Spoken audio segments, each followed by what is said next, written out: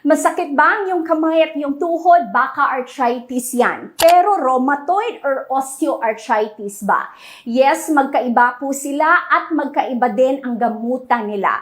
With osteoarthritis po, usually this is associated sa aging, kung saan nakikita na mas nagiging manipis ang cartilage sa gitna ng dalawang buto natin.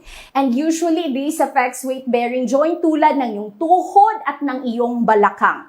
Wala kang pamamaga na makikita sa osteoarthritis. At the same time, it affects one joint at a time.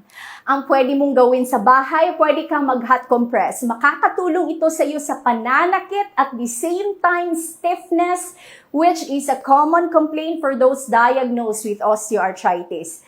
Napakahalaga din ng weight management since nabanggit ko earlier that this affects weight-bearing joint. With rheumatoid arthritis po, ang sanhi is autoimmune. Ibig sabihin, inaatake ng iyong immune system ang iyong kasukasuan. Kaya naman, bilateral ang involvement. Ibig sabihin, affected ang dalawa mong kamay at may makikita kang pamamaga at pamumula.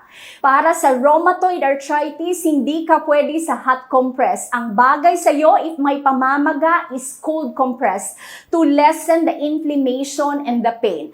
At the same time, napakahalaga sa iyo ng stress management dahil stress po, it can trigger your symptoms.